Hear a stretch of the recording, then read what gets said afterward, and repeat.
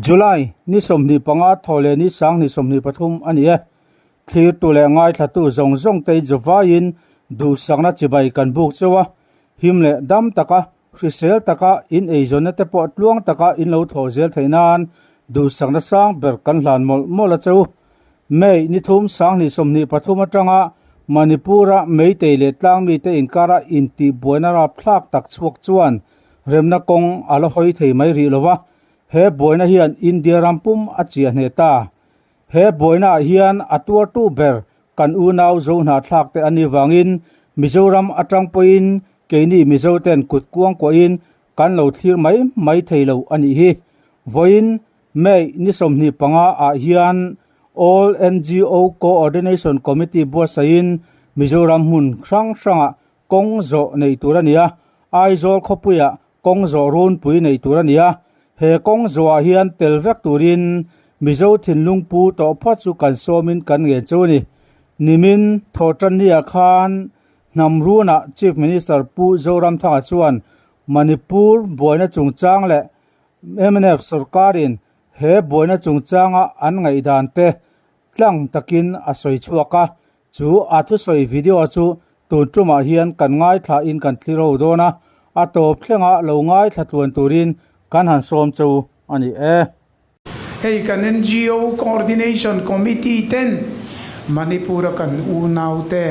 an thlawang kan hau na te kan support na te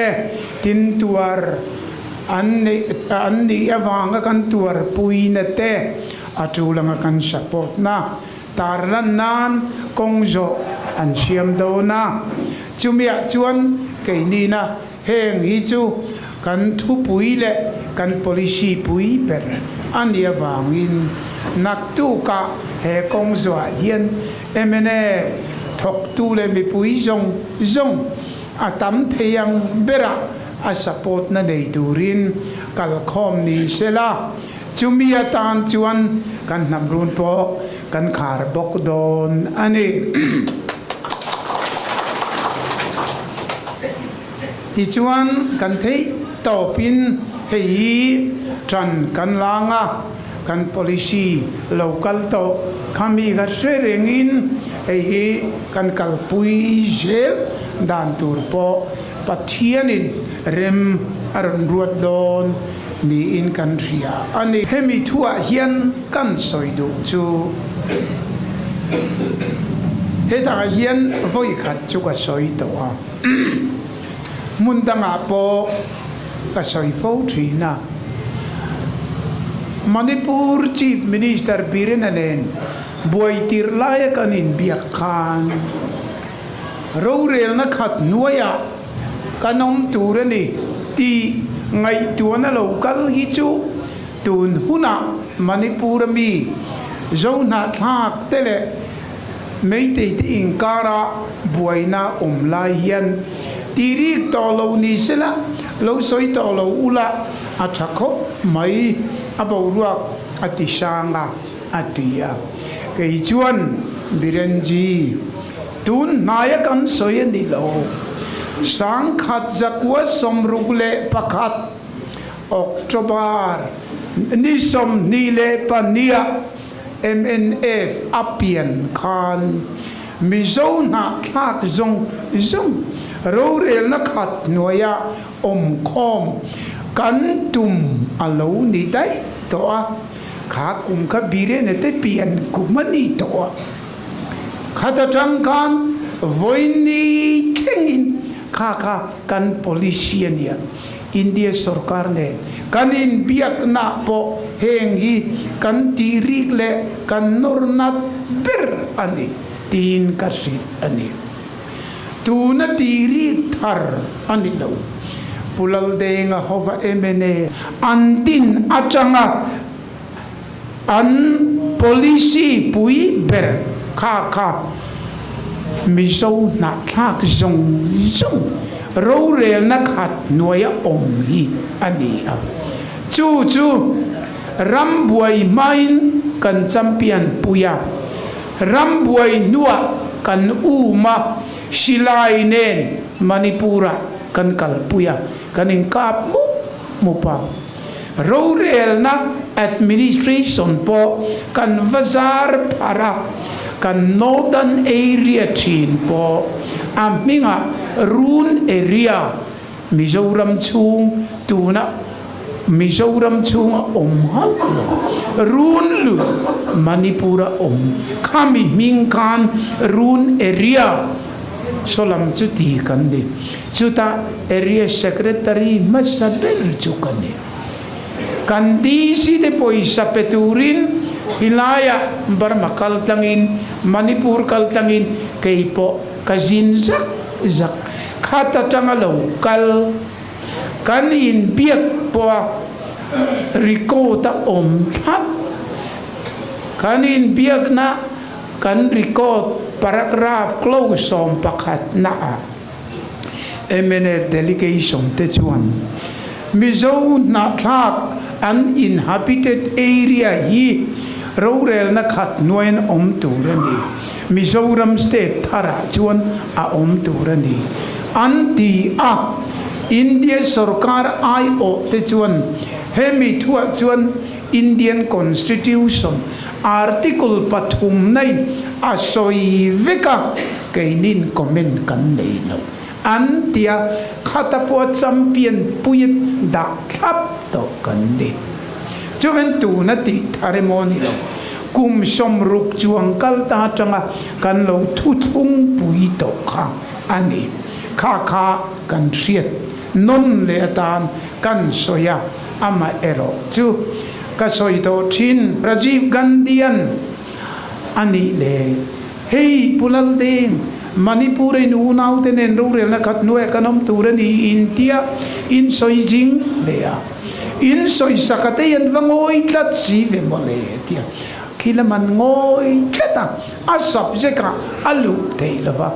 Indian constitution article pathum nangin ami puite nan du thuan soya an champion pui turin keinin vapar lui nilavin impose vapar lui nilavin anma ni ina anron au pui turatan kha kachu kanda ta ani chu voin ni theng yan akal dan alani ti chuan Manipuran buai khan anan kal khoma kong tin rengin aliamathu talutuke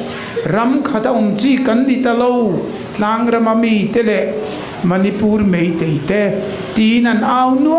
nuaya amairo chu mumal takin an ai ho tu ten kha ka resolution a khovel ma au puika a fum fe thei meu ri lova tunai ro chuan Churachandpur le mundanga po separate administration rorel na danga kan omangai aranga kan omangai ni tika mipui na nau pui ta mup maya tatangkian mipui o atangin a local chong zel tura kan ngaye halai kha kan soi pasa ani adop le chuan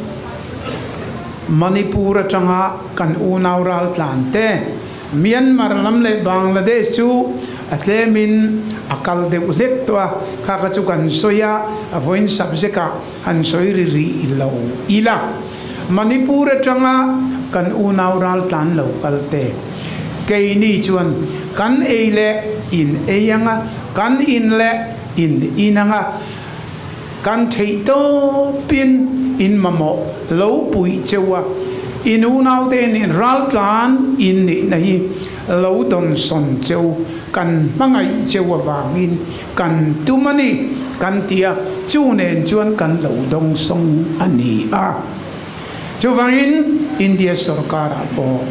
nimin po home secretary nen kan in biak na telephone in min rong bia chumi ka biak na po chuan ramdangami local te chu thu khatani India ram chunga buaina wanga zorama ral klan te chu prime minister poina soya home minister poina soya thei topin an eile in turle an chen na turte kan thei to pa puya tran pui kan tumaniti in puang dum sia enga tinge Mizoram sarkarina khai le kan rama lo lut asang sing pi ron pui ro kan ti in ron pui thei reng lo atamaliam to kan ngai dan chewi dik tak chuan in riat atha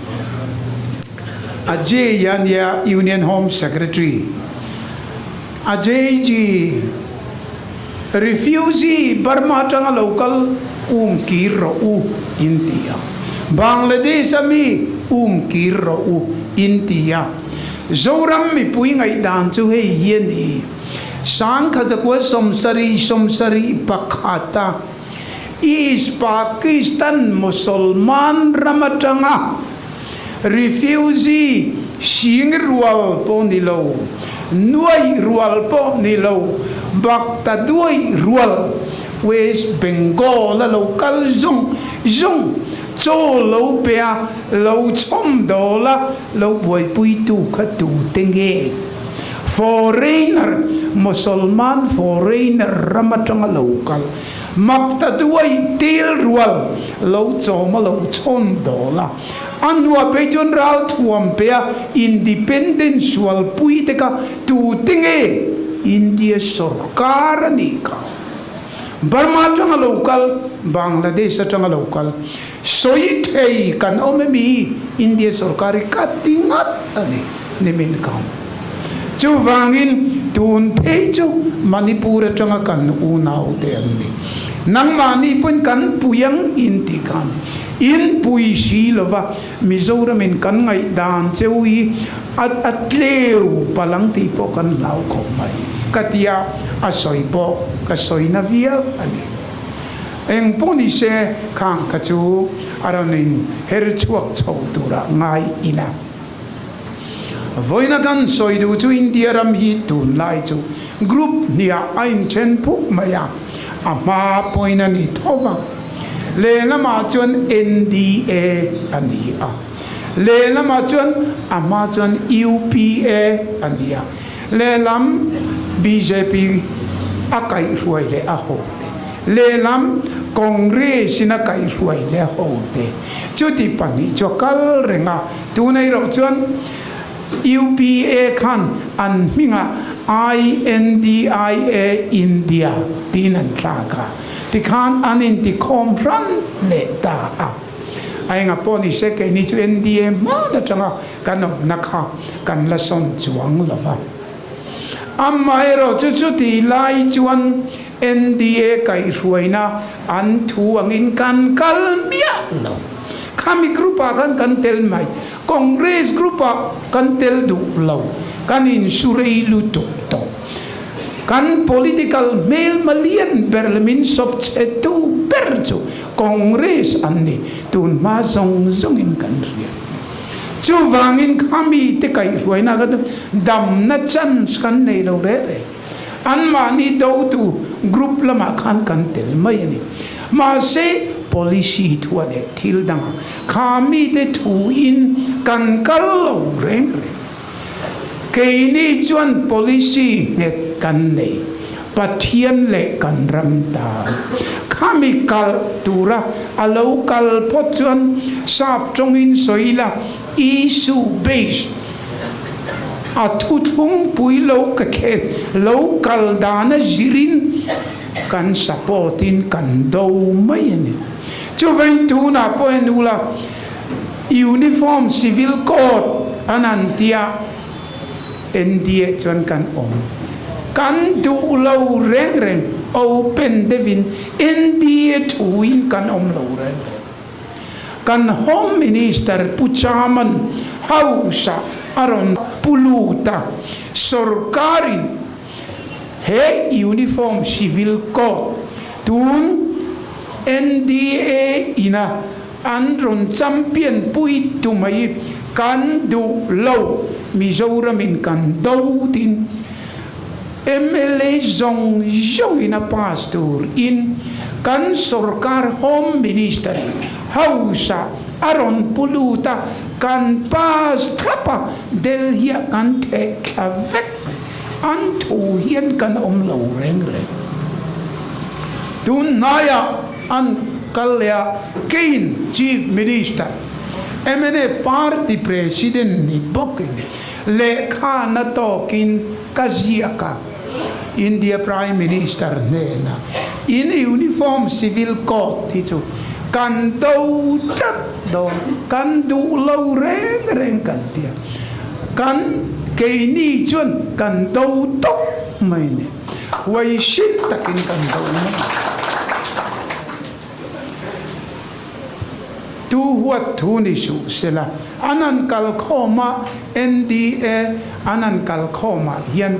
ke ni anga do huai hi an om lo re modian in faksiak ringot anka kaini chon kan du lo reng reng an tia hausa kan pasa chief minister in prime minister nena ziakin katena tv kan te dar chum chu wang kaini chu pathian le kan ram tan ti tu kan nia wang in tu control ma in kan om lo a isu azirin amaro chu ram development atian ikalang utia thataka khatia keinin kan hua chon thatakin kan kal ho a group nia chon khoya mo jok telanga congress lama ka chon kan du bok si lawa lena ma kan telanga ma se uncontrolling kan omlo MNF chu a policy in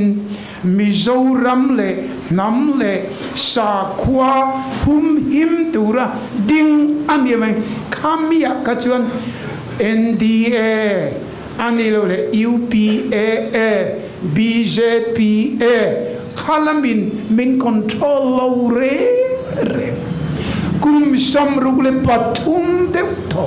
wai shen taka kan lo champion pui kan champion pui thak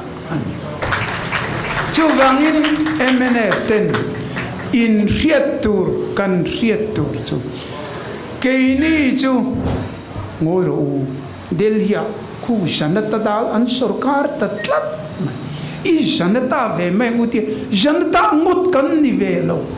congress an sarkar le tatlat mai i congress mengu ti kan ni velo kan ngai ren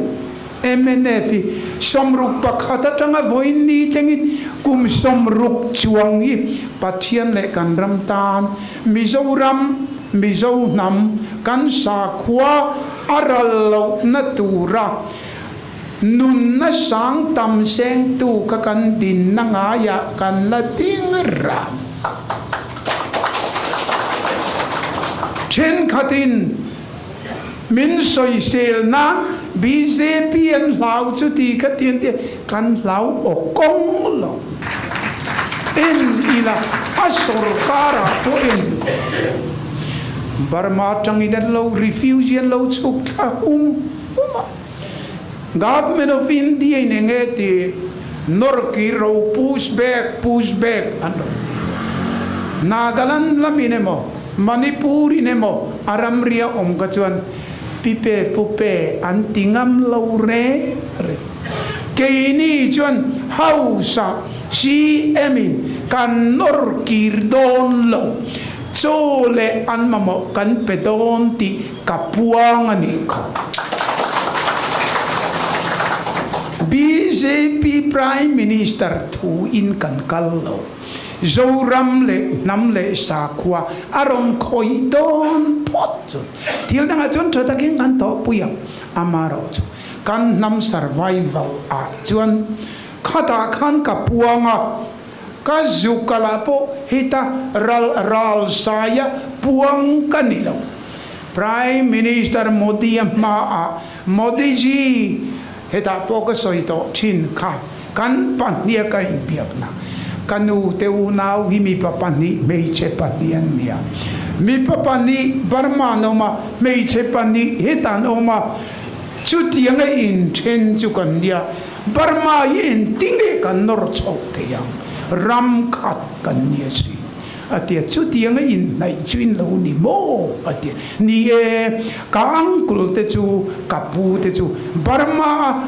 oma chenga thi ania kan u te pani chu heta chenga thi ania si in tin nge kan chok the yaw kan mi ten dia sin katia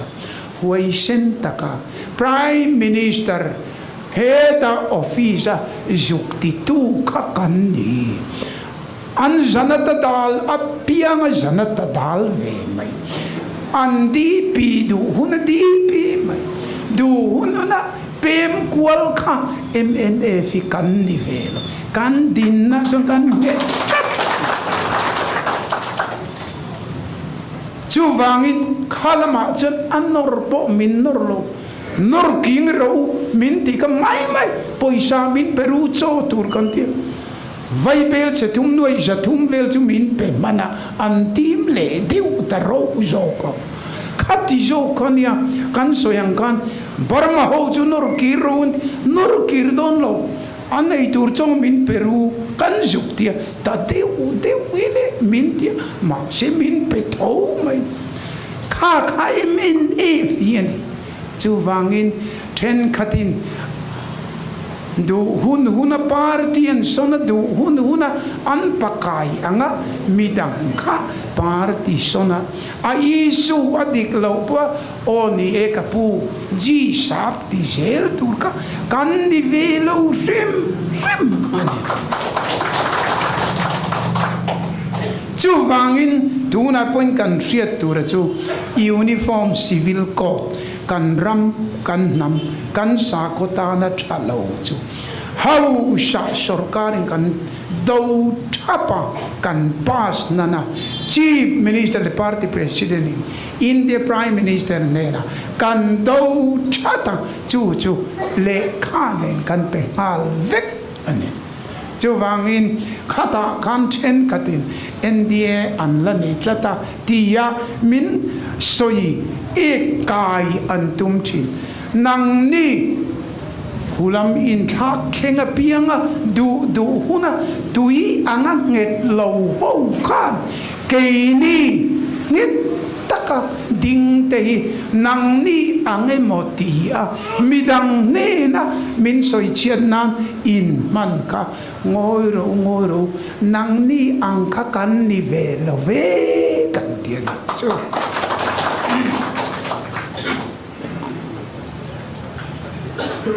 tina chula ni chuan ke ni tan NDA in omjia nei lo UPA in omjia nei lo Indian poltar in omjia nei lo omjia nei ber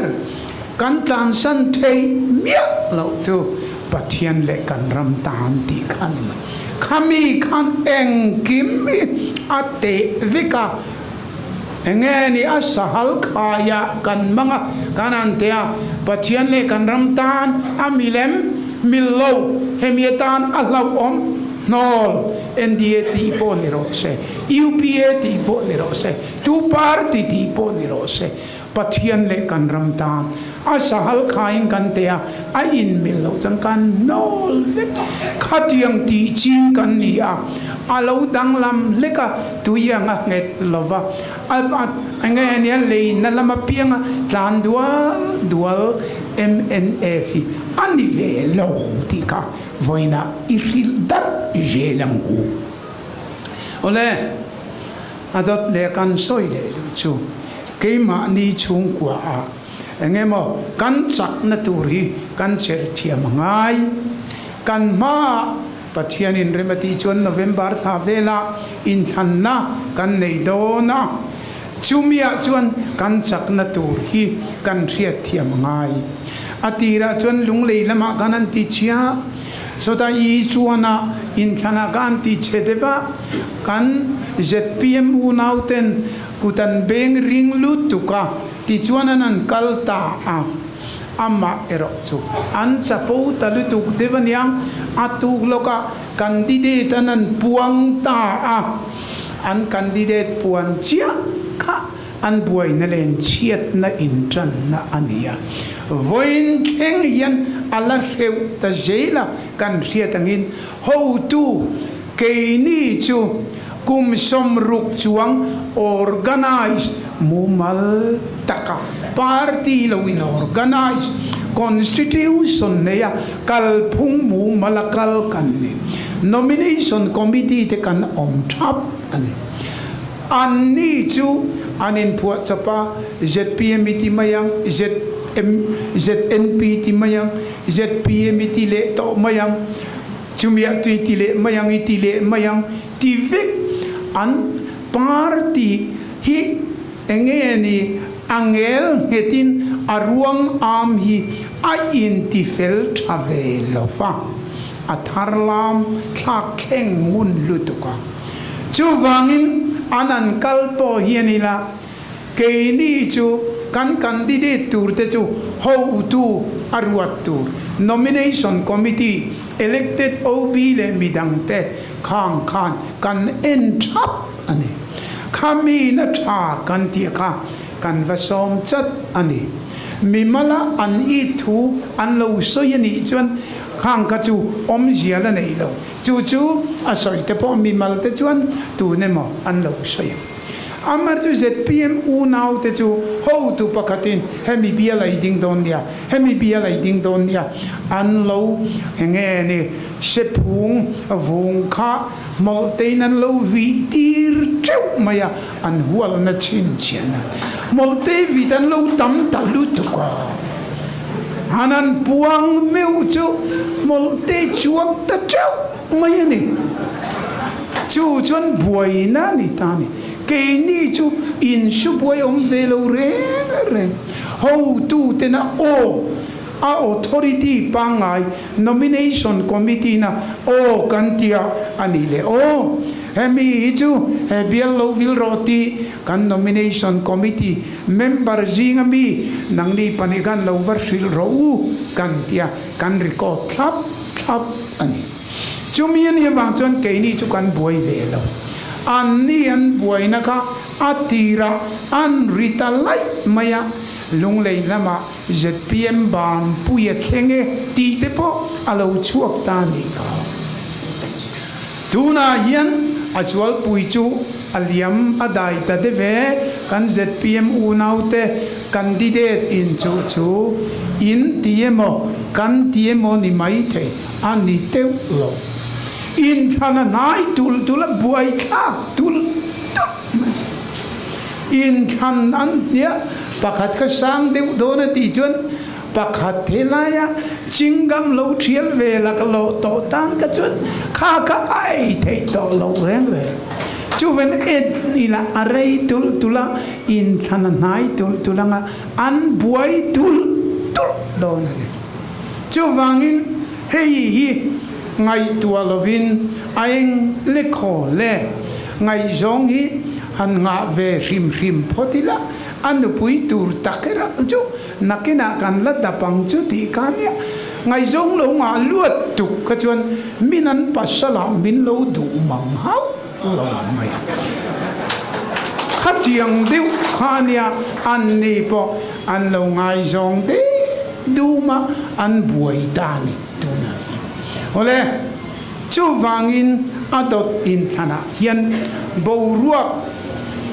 keini cho tira changa kan kal nakha pathian le kan ramtan kan economic policy a hei kan development policy a hei kan tia mumal takin kan kala sap chungin soitaila ati thazong a positive a constructive zong kan mamba ka kan kal na tur policy in than campaign a po a constructive zong in kan policy kan kal pui an ni chuan kha an nei ve lawa ananti dona adar noi mai ni ho tu pakhat soi ne dang soi inang to sino chu wangin engle khole enge anti ta chevek policy inan kalta kongresin kanram an sorkaran opchungin anti chevek MNA po in anti chevek hana nena kan culture chevek kan moral chevek kan development chevek chialir chuwangin MNF nilo kongres nilo a sorkara ngai ni chevek a thom chun kan tun din ngai ni anti a principle a chuan that me lang reng kho mai amar chu khati ngot kha lo ni reng lo nula ananena nu puyetan kan du chu zai thiam se kan du mel tha se kan du lekha thiam se kan du chung te hui khom thiam se kan du tai ma se kan du a tha zong Krisel na po nei tha se kan du khatiang nula ka chu an lo chuang mang hau zai thiam po kan tlak chaman lo nei mel tha point tlak chaman lo adang zong chevek anito tia vo per ve potang chu ta chen ke ni chau hitlak kan ni ti kha an policy nan kal pui ta ni ma sila kha ringut kha lo ni lo ana nena kong cha zong he ram development infrastructure kal zong han in ila chevek chua ringot mai ka chuan ni lo ram nuai kan online kan SA te staff assistant no an kal khoma ho tu te ne enge kan khenang enge kan du I soi te an tia sal mo ya lo dinga ka du ber chu a cheber hian ringot mai ne helai kan puchal mo I chu ni lo ni a adangani a cheber dua anti ta chian khatiangan midang zong I a cheber vek in sakua a sorkara polisia administrationa ti chevek angin chhuak kha an ngai tuana zong ka khata kana kalvek ram fuita kat ni lo reng negative lom vek keini positive pathian le kan ram tan tia somruk tlan ngar tele chevek a cheber du ateringot mai ka ram fuitir tla an ni lo reng amar chu mi puinan nena Assam Rifle no chhuaka mineko capital thardina secretariat de song din ut tu te so tu tenge moni a chevek emoni anni heta millennium center center poimo tin re din tu hekti a chevek lo memoni anni le kum somruk chu lalpana kai huai pathian le kanram tan tia mlo martar zong tega a chevek emoni anni le voi khachu putar pakhatin mani lokhan a beitu tela chuanan beina sa cheusia independent pon sual love anti chewatia ngoite kapu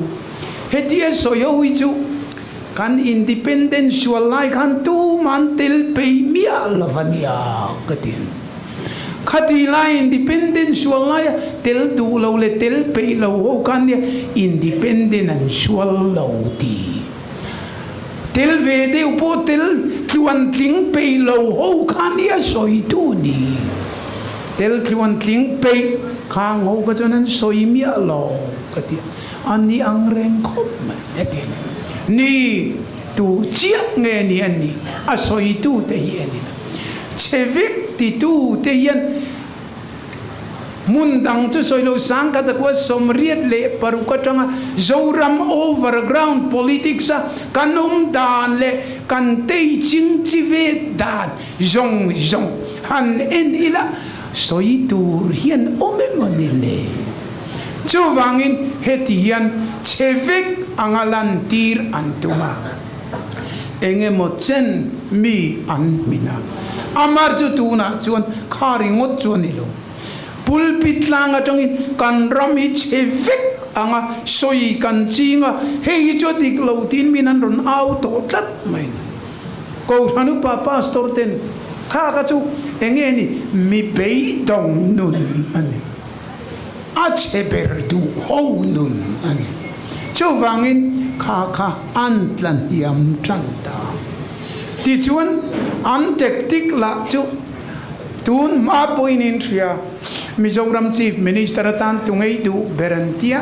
anan zot khoma pakhat khachu keini ho te pu ho la te chuan kan phalo em lor la ma se emele hi pasari ponei thei chuang re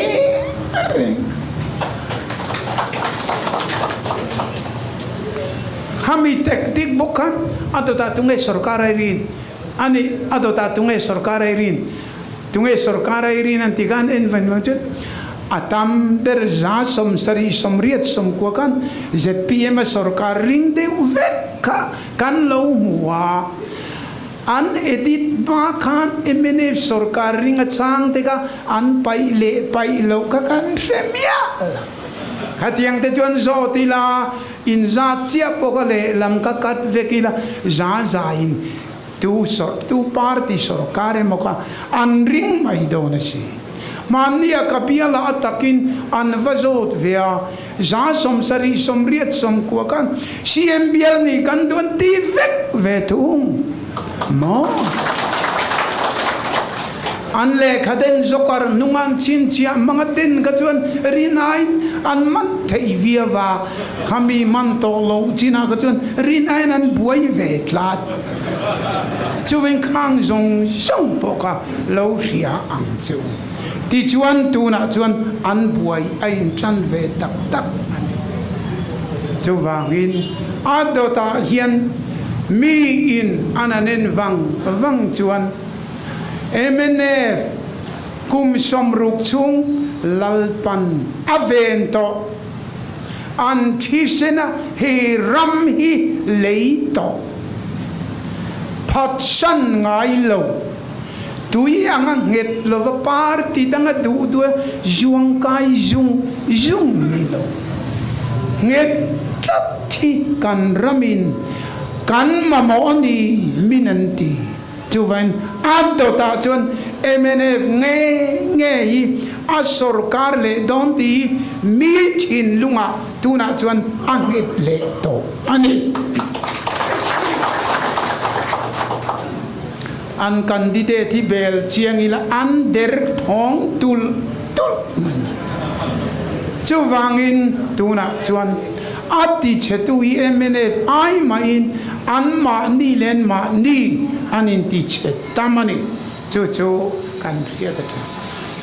ei an ti vir chak de me chu ania chu wangin in lo thlapang ange atopa enge ni ka soi fo thin chong tuman mithat lebel chi bok kan chung nung ma ye atiang do ram tan nun na petu tisena leitu pathian le kan ram tan tia kum som ruk lo nget tu yi kum som thum chung voi som vel pem kwal ai chuan an chung nong le nge thi ole chu voina kan ria ta cha adot le kan soi le chu mi teneng tin nge mo min mu le Burma an buaya refugee an local taka Bangladesh an buaya refugee an local taka Manipur abuaya refugee an local taka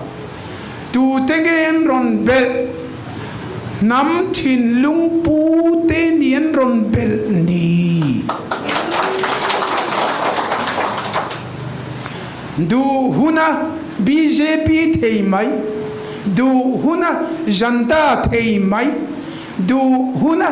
AP thei mai du huna chumi party ni le mai tu mar siet lova gau hatie tu te mo juberi shu te andron pan lo re andron pancho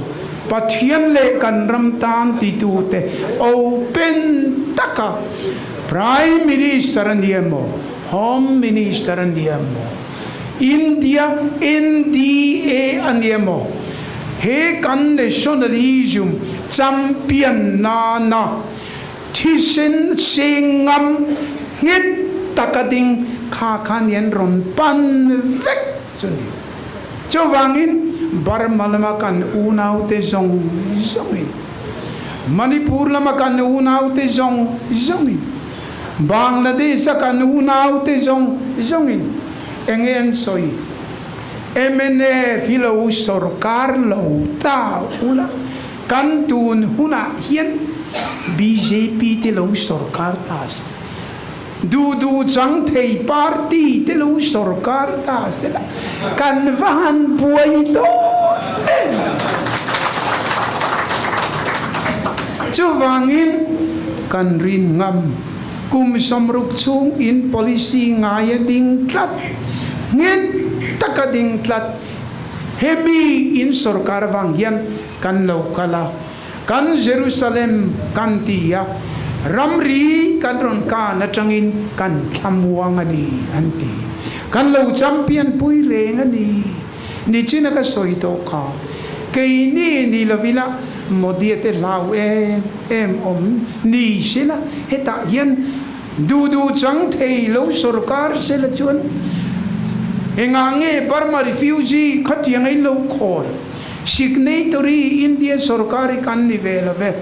nam choro push back ti sela pipe pupe tingam mia lo tur an MNF erochun huai takin hausa opening prime minister office a champion puingam ani kha tifu ani dina ani Manipur in androntia tuna po kongen thamuan na party danga an thamuangem misovandi na an lo pui along party ya chun MNA nam thin lungpu nam ril rupu nam champion pui ngam tu hemi an thamuan pui per ani Manipur atanga local zone pui tunan soichu Bangladesh kan unau te zong zongin Burma lama tanga kan unau te zong zongin Manipur tanga kan unau te zong zongin MNF in lo sarkar lo vanga in hun lai hian kan lo lut kan lu lai hian in hun lai ni lo vang ti alo va lau om tak chowangin in than dot lia po kan mamo tran don chau nang ni lo hi an sarkarang ti kan va lau chowangin in sarkar hi kan duwe mo du lo lame mo chu tu khat kan ngai zong lo ve mo chu tu khat amma mo in kan mamo chewani anti ani adik chia an mamo ani MNF asarkar Delhi atul huna lau lo ngam Delhi atul huna antana tiltra soi sak ngam atul huna Delhi ne na huai taka engkim ken ngam du chang thei nilo sarkar heta hiana om hi Burma unau ten an mamo ngoya siam pontuma Manipur tanga unau local ten an mamo ngoya siam andua Bangladesh tanga local ten an mamo ngoya siam po antumani chuven pathian po in heng zong arwala an khentir nahi engamodi tum chu an nei Burma longa kha tian buain etian refugee local chuk talok ngot chuni se thukhat alani amaro chu Manipur ahauta permaite antile zelo Bangladesh refugee hautak maite antile Tripura tlang mianan ikle fai to ku chimle mar chakle thanga kha alo thlen na chan pathian rem ruat thi trong kam moi lo ni su se heng zong an thlen tir ne pathian hian anin lei thil ti ani hau lo eng kim musa rem ruata khal gol tum na ne ya heng hi ti che ani covid thlen tir te a Burma rem na kheng lek to buaya an lu tan lo chuk ban Manipur an lo kala Bangladesh an lo kala ti chuan har sana chitin rengin zoram minan nang ta heti laya MNF kum heti lai taka sarkar na chang tur hian ati retanga pathian le kan ram tan tie ding he tlat theo leo ve ngai lo tui anga der thong ni lo nge tlat khami kha sarkar na in lo nei hi mamo katia wangin sang ni som pariat in thana khan chu that majority in ka sarkar tir che upa chu mamo na chu Burma ina mamo na chu Manipur le Bangladesh ina mamo na chu wi azual zel dona chu vena dot le poyan nang ni lo chu adang hi man tlak an om lo pathianin atien ni nge yang chu ti ni lo se anan por fe to ka in than tlenga por tlang thei tura pathian hian ruam manom tak anan por chanale an per dar le nuai tamai ni MNF chu zoi tapin ngai rengin kan culture char mai ni chu wangin tuna po hian mi in heng North East politics pum pui kan en hian khoi ngen en Middle East politics sa chuan Israel bekhek an tir thup mai